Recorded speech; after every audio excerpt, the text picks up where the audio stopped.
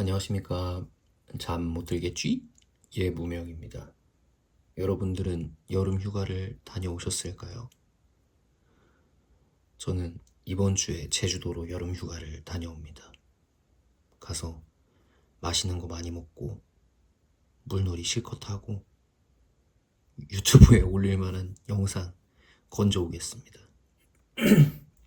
그러면 오늘 에피소드 8 바로 시작하겠습니다. 2084년 10월 17일 화요일 오후 7시 20분. 아저씨! 당장이라도 발에 닿을 듯 무겁고 짙게 깔린 구름이 저마다의 소리를 내며 하늘을 차지했고 영역 표시라도 하는 듯 차갑고 하얀 눈물들을 흘렸다. 하늘에서 내린 하얀색의 눈물들이 세상을 덮어 그림자가 모두 사라질 때쯤 회색빛 건물 앞에서 녹색 빗자루를 들고 하늘을 멍하니 쳐다보던 사내에게 한 여인이 소리치며 뛰어 다가왔다. 아저씨, 눈사람 되려고 그래요? 그래. 세정이 왔냐? 그렇게 가만히 있을 거면 그거나 줘요.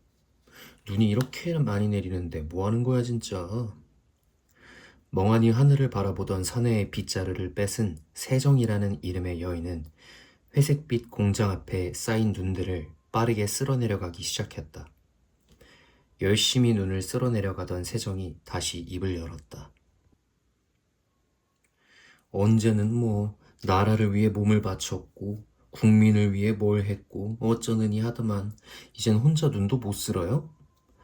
160cm 초반의 키, 마른 몸처럼 보이지만 탄탄한 근육을 가졌고 넓은 이마, 가느다란 눈썹, 짙은 쌍꺼풀, 미간에서부터 점점 높아지는 오뚝한 버선 코, 큰 입과 웃을 때 도드라지는 광대뼈, 정수리에서부터 이마 양옆을 타고 부드럽게 내려오는 검은색 긴 머리를 가진 아름다운 여인이 애교 부리듯 앙칼지고 친근한 말투로 말을 이어갔다. 세정이 장난스러운 말투로 계속 말을 하자 뚱한 표정의 사내가 세정이 들고 있던 빗자루를 빼앗아 바닥을 마저 쓸어 내려가며 대답했다. 됐고, 지금 시간에 네가 여기 왜 와? 이제 곧 통행금지 시간 아니야? 됐고요. 어두워서 그렇지 아직 7시거든요. 순혈 한국인들을 모아놓은 이곳 춘천특별관리시에는 몇 가지 규칙이 있었다. 오후 9시 이후엔 외출이나 통행을 금지한다. 과거 지역명인 제천시와 충주시의 경계에 세워져 있는 울타리에는 접근하지 말 것. 이러한 규칙들은 혼혈 한국인과 외국계 한국인들의 충돌을 방지하고자 하는 제약이었지만 몇몇의 순혈 한국인들은 이 제약들이 자신들을 통제하고 있음을 눈치채고 있었다. 그것에 대한 예시로 춘천특별관리시 외곽의 울타리에는 강한 전류가 흐르고 있었고 울타리 주변에는 움직임을 감시하는 수많은 CCTV와 하늘에 띄워져 있는 드론들이 하루 종일 바람을 일으키며 울타리를 지켜보고 있었다. 아무튼 잔소리 좀 그만하고 오늘은 늦지 마요. 매번 늦는 건 아저씨인데 왜 변명은 내가 해. 나 가요. 아으 추워. 빗자루를 빼앗긴 세정이 손바닥을 탈탈 털고 투덜거리며 뒤돌아 팔짱을 끼곤 하얀 입김을 내뱉으며 회색빛 공장에서 멀어져 갔다. 사내는 세정의 뒷모습을 바라보다가 한쪽 다리를 절뚝거리며 눈을 마저 쓸고 빗자루를 구석에 세워둔 채 공장 입구에 걸려있는 시계를 확인했다. 7시 40분이 넘은 시간, 사내는 서둘러 공장의 문을 닫고 랜턴을 들어 공장 비산계단 입구로 향했다. 컴컴한 계단을 천천히 걸어 지하로 내려갔고 지하로 한참을 내려온 사내는 벽에 붙어있는 오래된 스위치를 눌렀다. 발전기가 돌아가는 소리와 함께 노란색 전구들이 깜빡깜빡하며 어두운 지하를 밝혔다. 공장 지하 3층에 있는 발전기 뒤쪽으로 거미줄이 덕지덕지 붙어있는 복도가 나타났고 사내는 자연스럽게 지하 복도를 향해 걸어갔다. 무성 아저씨! 공장 지하의 하수도와 연결된 긴 복도를 조심스럽고 천천히 걸어가던 사내가 밝은 형광등의 불빛이 보이자 들고 있던 랜턴에 불을 끄고 불빛이 보이는 공터로 들어선 순간 사내의 어깨를 손바닥으로 가볍게 내려친 여인이 말을 걸었다. 하여간 세정이 잔소리 아니면 빨리 안 오죠? 아니 희진아, 너 벌써 돌아다녀도 되는 거야? 건이는 어쩌고? 말도 마요. 누굴 닮았는지 아주 지 맘대로야. 젖달라고 하도 울어서 먹였더니 그대로 골아떨어졌어요. 지금은 옆집 아주머니가 봐주고 계세요. 몸은 좀 어때? 무리하지 말고 집에서 쉬지. 괜찮아요. 가만히 누워있는 것보다는 걷기 운동처럼 가벼운 운동들이 회복하는 데 더 도움이 된대요.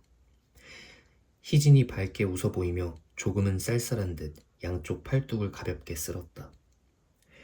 그 모습을 지켜보던 무성이 자신이 입고 있던 두꺼운 공장 점퍼를 벗어 무심하게 희진의 어깨에 걸쳐주었다. 춥다. 아기 엄마 아프면 어떡해? 애는 누가 챙겨? 182cm의 큰 키에 90kg는 훌쩍 넘을 것 같은 듬직한 몸. 밤토를 닮아 삐쭉삐쭉 짧은 머리카락에 50살이 넘어 중간중간 빠져나오는 흰 머리카락, 좁은 이마에 두꺼운 눈썹, 얇은 쌍꺼풀과 작고 길게 째진 눈, 뭉툭하게 생긴 큰 코와 도톰하지만 작은 입술, 구렛나루에서 볼과 목까지 자잘한 수염들이 덮인 무성의 얼굴과 덩치는 마치 커다란 공을 연상케 했다. 과거 특전부사관으로 군 복무를 마쳤고 전역한 뒤엔 소방관으로 이직해 부산에서 근무하던 무성은 6개월 전 오래간만에 받은 일요일 휴무에 밖으로 나가 시내를 돌아다니던 중 인도를 향해 돌진하는 차량을 발견하고 피하려 했지만 자신의 앞에 뛰어가던 어린아이를 구하기 위해 몸을 날려 어린아이를 대신해 차에 치였다. 어린아이는 다행히도 찰과상만을 입고 무사했지만 무성은 오른쪽 골반과 무릎, 발목을 크게 다쳐 철심과 철판으로 뼈를 고정하는 큰 수술을 받고 재활치료를 받았다. 하지만 재활치료 후에도 여전히 절뚝거리는 오른쪽 다리는 무성을 허무에 빠뜨렸다. 무성이 희진을 바라보며 쓸쓸해 보이는 눈빛으로 가볍게 웃자 무성의 뒤로 다가온 세정이 담요를 무성의 얼굴에 덮어 씌우곤 자신의 양손을 양쪽 겨드랑이 사이로 집어넣어 팔짱을 꼈다. 어우 춥다. 하여간 50대 노총각 주제의 허세는 흰머리 아저씨가 아프면 누가 챙겨주기나 해요? 얼굴에 덮인 담요를 허우적거리며 걷어낸 무성이 세정을 가볍게 노려보았다. 이 자식이 버릇없게.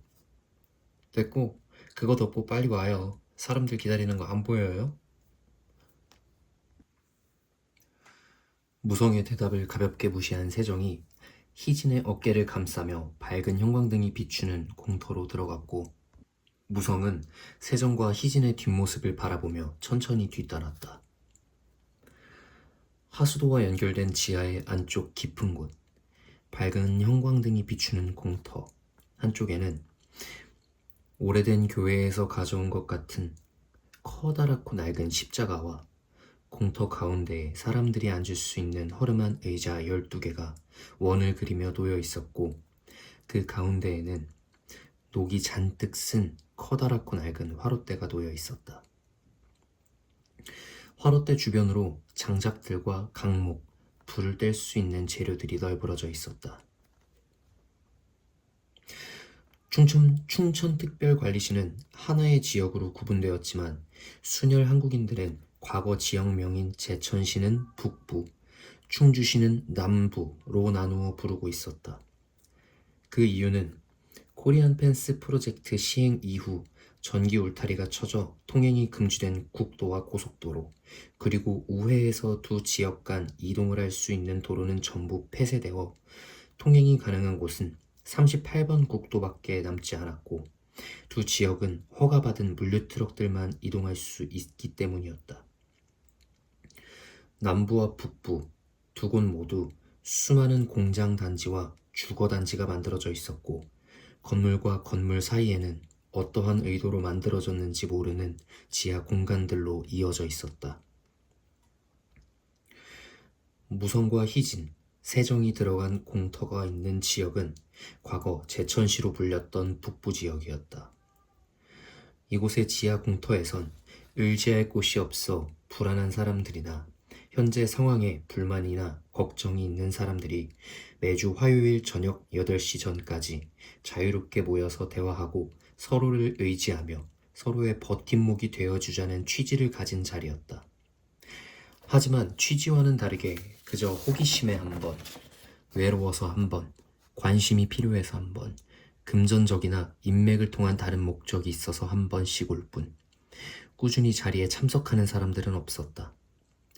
이날도 마찬가지로 20명이나 되는 사람들이 모였었지만 대화가 마무리되고 자리가 끝나갈 때쯤 자리를 지키고 있는 사람은 5명밖에 되지 않았다. 이것 봐. 기대하고 기다려봤자 남는 사람들은 우리밖에 없다니까? 또 기대했어? 포기해. 애초에 순혈 한국인이 존망이 걸린 문제인데 겨우 20명 모이는 게 말이 되냐? 공터에 모였던 사람들이 하나둘 떠나가고 마지막까지 남아있던 사내 둘 중 키가 크고 마른 사내가 먼저 입을 열었다.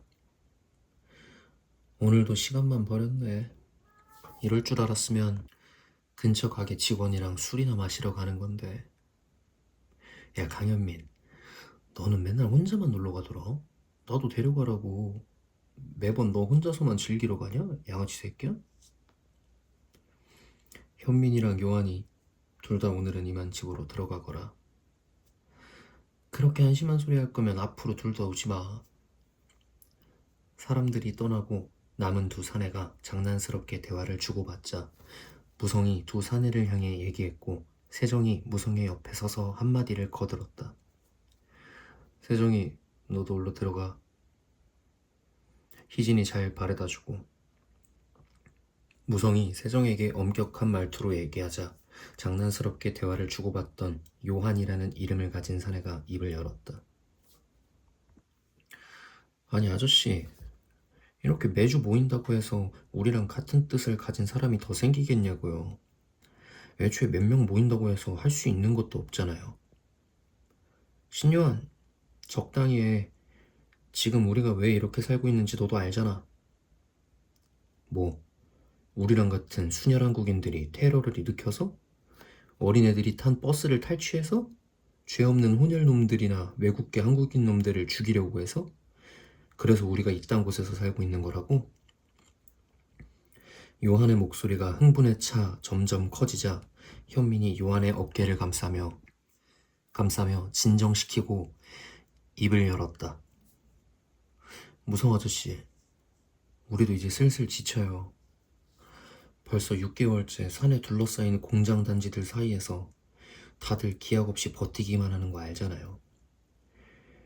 우리가 여기서 언제 나갈 수 있는지도 모르고, 그렇다고 해서 울타리 밖으로 도망갈 수 있는 것도 아니고, 군인이나 경찰한테 대항할 만한 무기가 있는 것도 아니고.